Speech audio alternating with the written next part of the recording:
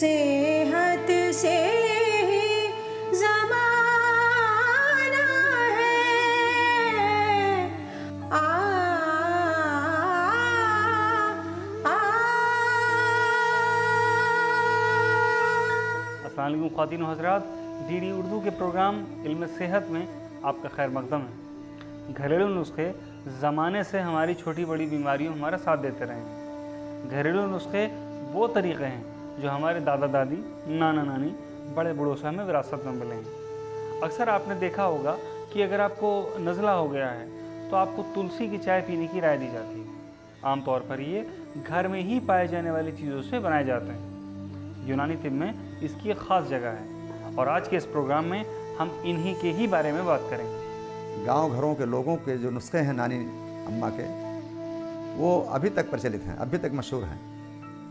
तो उन नुस्खों को जो है इस्तेमाल करने के लिए बड़े बूढ़े बताते रहते हैं, लोग इस्तेमाल करते रहते हैं। इसकी चर्चा होते रहना चाहिए। आमतौर से मैं समझता हूँ कि ये रिवाज जो है कम होती गई जब से एलोपैथी ने हमारे दस्तक दे दी हमारे घरों तक। यूनानी सिस्टम सिर्फ डिजीज़ के लिए नहीं बल्कि होम रेमेडीज़ के लिए भी बहुत मुफीद है। हम अपने घर में एक किचन गार्डन छोटा सा डेवलप कर सकते हैं जहां हम छोटे छोटे प्लांट्स, स्पाइसेस या हर्ब्स ग्रो कर सकते हैं और जो किचन में भी यूज़ होते हैं और वो मेडिसिनल भी हैं।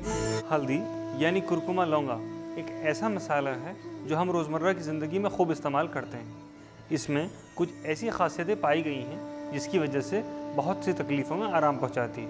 ये जोड़ों की तकलीफ़, वज़न काबू में रखने, जिगर की हिफाजत, कोलेस्ट्रॉल को कम करने, चमड़ी की तमाम तकलीफ़ों को रोकने और यहाँ तक कि अंदरूनी ज़ख्मों और सूजन को भी कम करने के काम आती है। हमारे घर में हल्दी का इस्तेमाल होता है खाने में, हर खाने में, चाहे किसी भी रिलीजन से हो, कहीं पर भी हो, वो हल्दी का इस्तेमाल करते हैं। हल्दी जो है बहुत शानदार चीज़ है।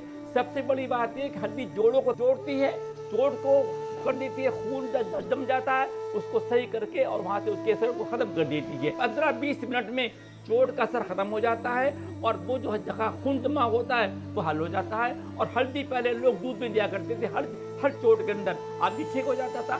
सर्दी से बचने के लिए बेहतरीन दवा हल्दी है, जोड़ों के दर्द के लिए बेहतरीन दवा हल्दी है। हल्दी एंटी इन्फ्लेमेटरी के तौर पर भी काम करती है, एंटीसेप्टिक के तौर पर भी काम करती है, पेट के लिए भी बहुत फ़ायदेमंद है।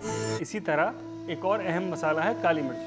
काली मिर्च को मसालों का राजा माना जाता है। ये पाइपर नाइग्रम के नाम से मिलती है और दुनिया के सबसे पुराने मसालों में से एक है। यूनानी दवाओं में इसे बलगम दूर करने के लिए अक्सर दिया जाता है।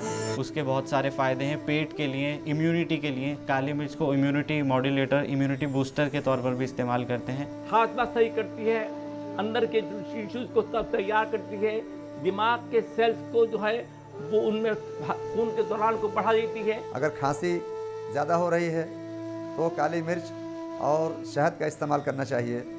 2-3 बार 2-2 चमचा शहद जो है काली मिर्च के हमारा चाट लिया जाए तो ये बहुत ही कारगर साबित होती है। अदरक एक ऐसी बेशकीमती चीज़ है जो जायका बढ़ाने के साथ साथ ही हाजमा भी ठीक करता है। उसके और भी बहुत से फ़ायदे हैं, आइए जानें। हम अक्सर देखते हैं कि अदरक हमारे घरों में यूज़ होता है।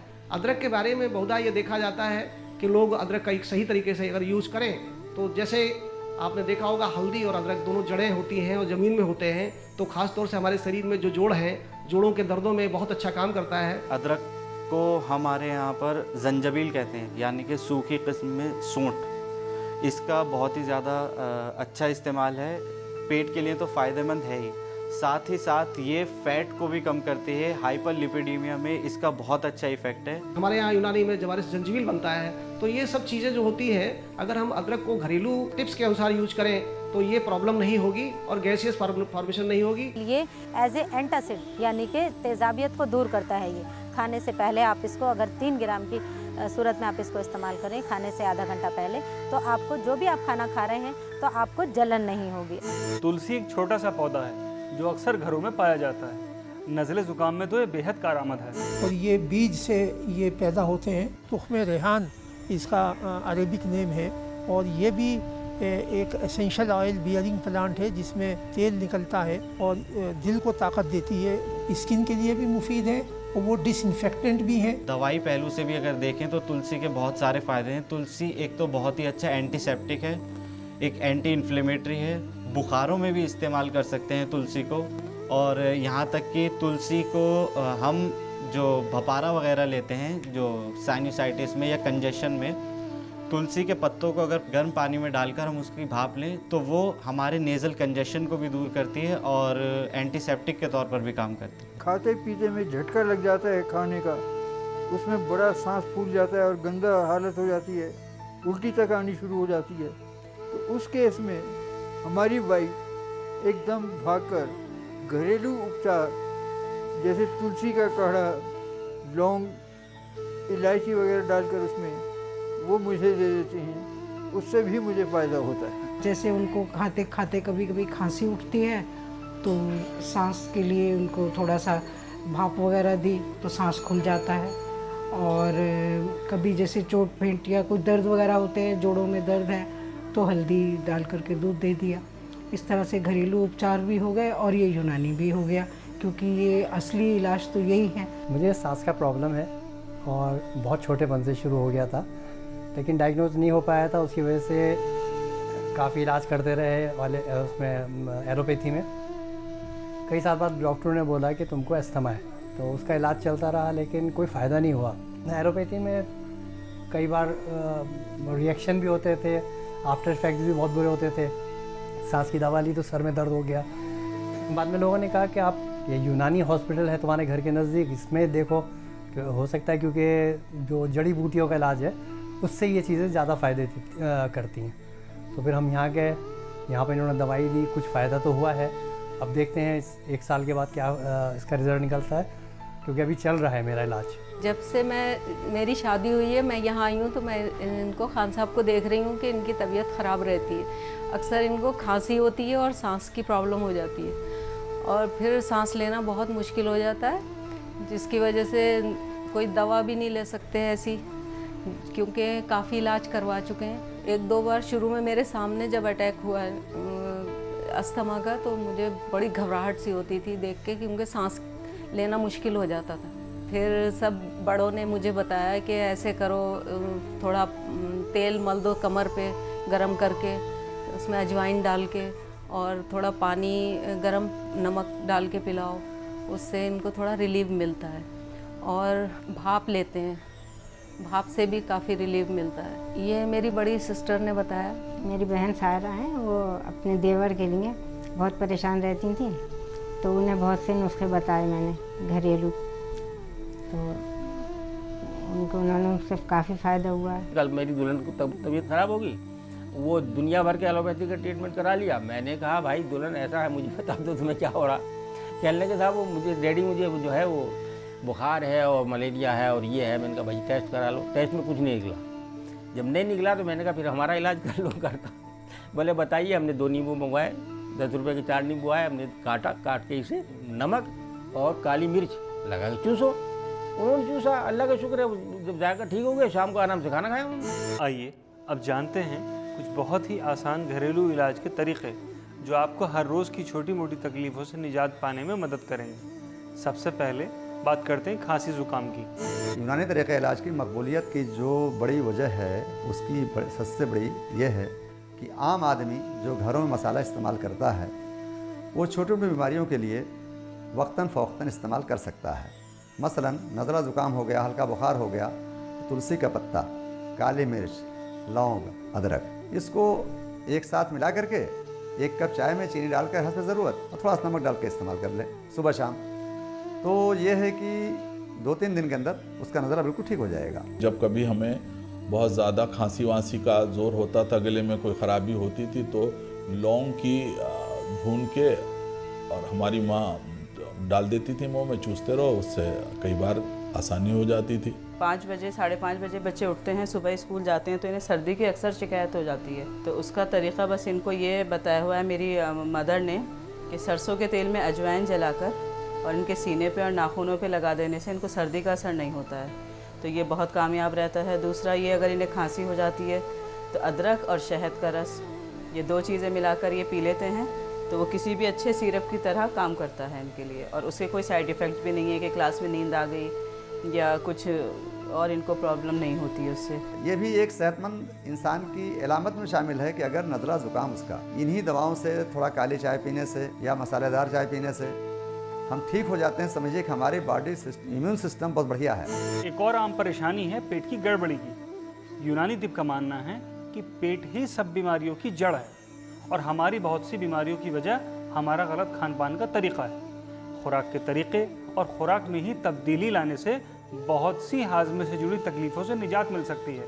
आइए जानें कुछ ऐसे ही घरेलू नुस्खे के बारे में। जो डायरिया के लिए एक नुस्खा है यूनानी में, वो ये है कि पुदीना और इलायची और सौंफ का अगर कहवा बनाया जाए और उसको बहुत ही लाइट कंसंट्रेशन में 3 दफ़े दिन में पिया जाए तो मैं समझता हूँ कि डायरिया और लूज़ मोशन उससे फ़ौरन रुक जाते हैं। गर्मी के मौसम में जब मरीज़ को इसहाल हो जाते हैं यानी पेचिश हो रही है, मरीज़ को एक सफ़ूफ़े बेल इस्तेमाल करवाते हैं जो आधा चमचा हम उसको पेशेंट को खिलाते हैं और उससे इसकी ये सारी तकलीफ़ें दूर हो जाती हैं। दादियाँ नानियाँ इस तरह की चीज़ें जानती थी कि भाई वो बच्चे को तकलीफ़ हो रही है पेट में, वो किसी बारे में बता भी नहीं पाता है, लेकिन उसके नाभि पे वो हींग के लेप लगा देती थी और अक्सर उससे लोगों को आराम मिल जाता था। मेंथा से जो पेट की बीमारियां हैं वो दूर होती हैं।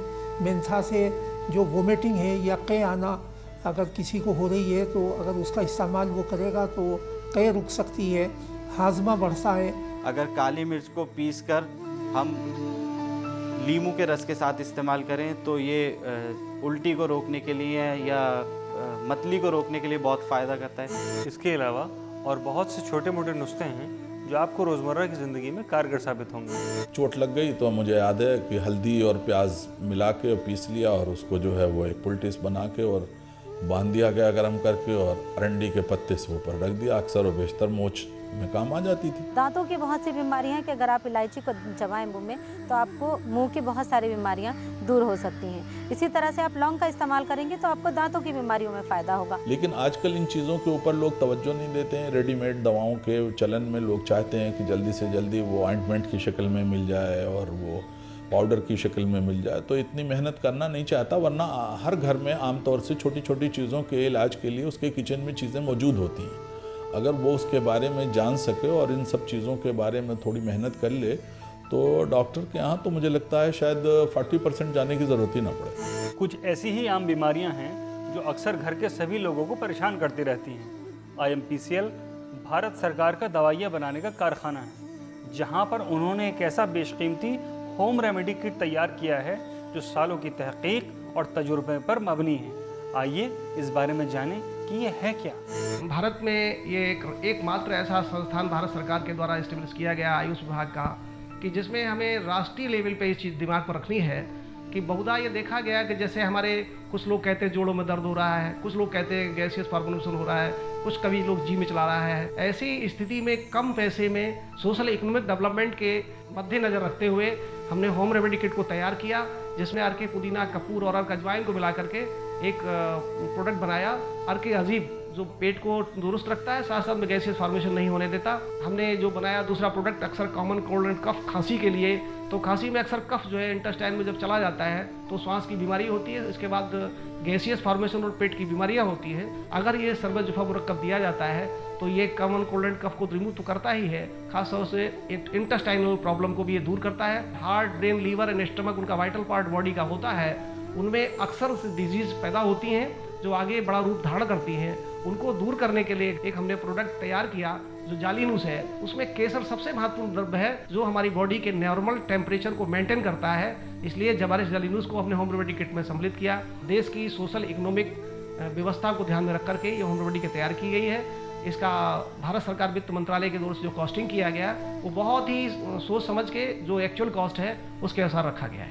सेहत को दुरुस्त करने के साथ साथ ही यूनानी तिब में खूबसूरत दिखने और खूबसूरत बने रहने के लिए कुछ तरीक़े बताए गए हैं। ये ऐसे घरेलू नुस्खे हैं जो कुछ आम चमड़ी से जुड़ी परेशानियों को कम करने में मदद करते हैं, पर चेहरे पर असली खूबसूरती तभी झलकती है जब अंदर से जिस्म पूरी तरह से दुरुस्त हो, सभी अखलाक तवाज़ुन में हो, हमारा खान पान और हाजमा सही हो।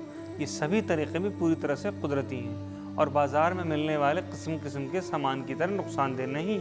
बल्कि फ़ायदा ही पहुंचाते हैं। आप फेस वॉशेस जो आप इस्तेमाल कर रहे हैं तो वो सिर्फ क्या करता है, वो एक जो बैरूनी तौर पर हमारे मुंह पर या हमारे पूरे चेहरे के ऊपर जो एक गंदगी है सिर्फ उसको साफ़ कर रहा है, लेकिन हमारी जो स्किन है उसको रिफ़्रेश नहीं कर रहा है। लड़कियां जो हैं कम उम्र की या जो ख़वातीन हैं उनके लिए ये बहुत ही ज़्यादा परेशान कुन होता है, क्योंकि चेहरा काफ़ी इससे असरअंदाज होता है। तो एक अच्छी शक्ल सामने जो एक ग्लो होता है चेहरे का वो ख़त्म हो जाता है।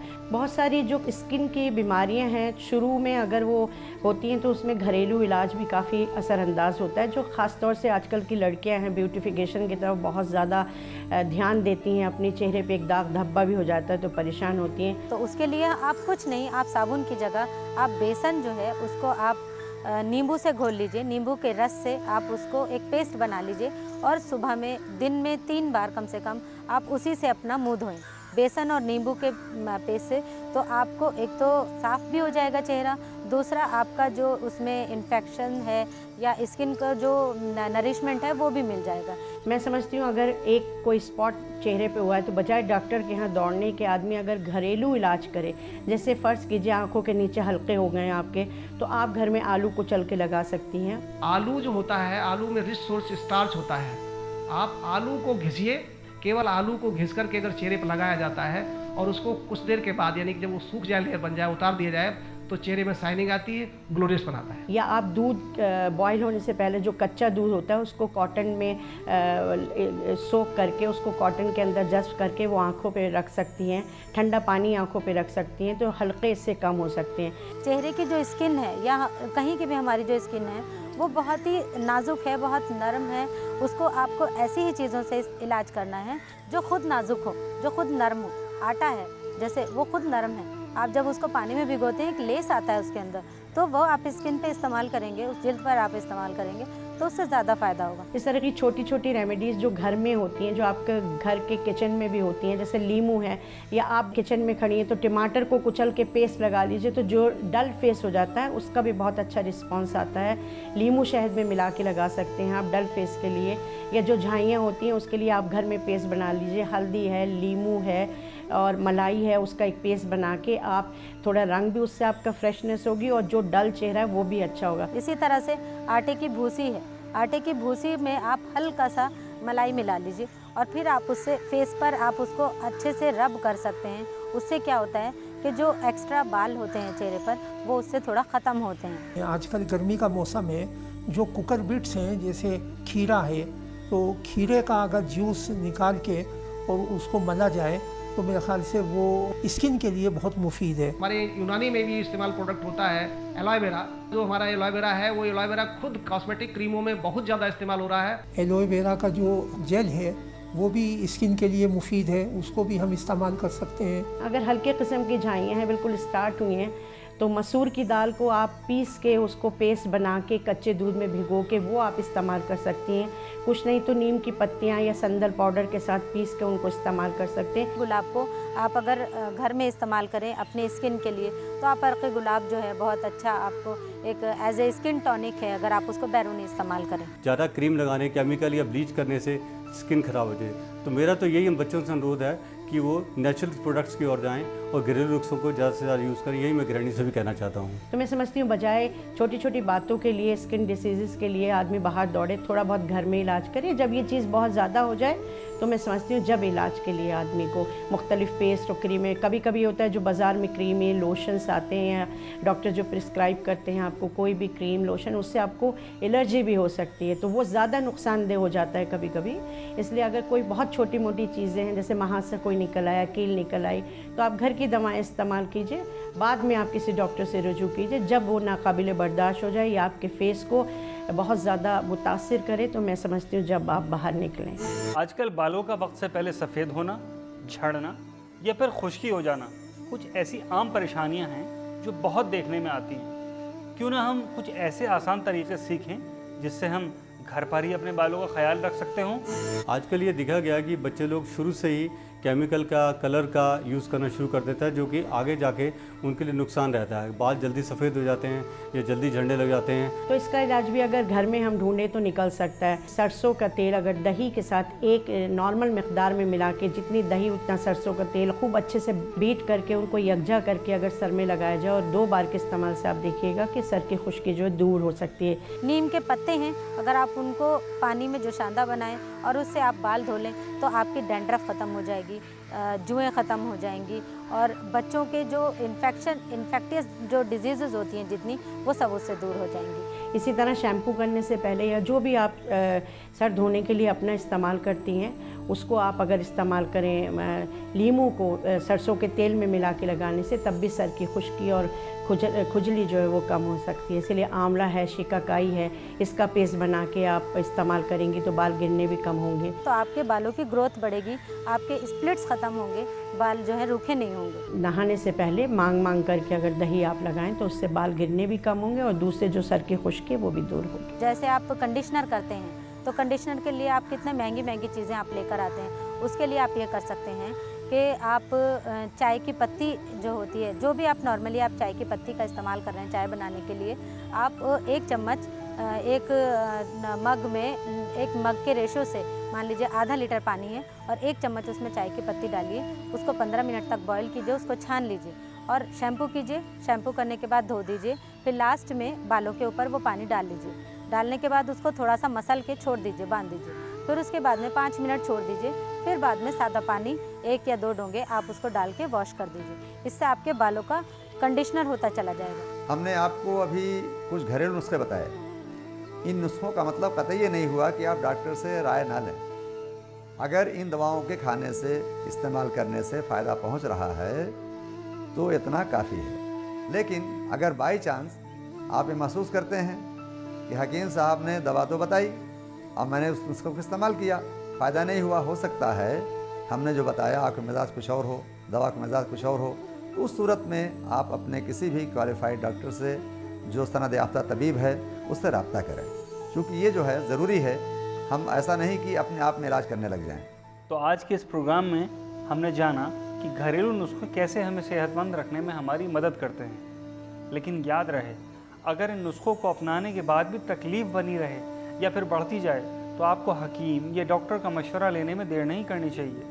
घरेलू नुस्खे इलाज का तोड़ या सब्स्टिट्यूट नहीं है। आज के लिए इतना ही। अगले प्रोग्राम में हम बात करेंगे यूनानी मेडिसिन में हो रही रिसर्च के बारे में। तो आप सभी की लंबी और सेहतमंद ज़िंदगी की दुआ करते हुए मैं आपसे विदा लेता हूँ। खुदा हाफ़िज़। पुरखों से मिला है खजाना ये हम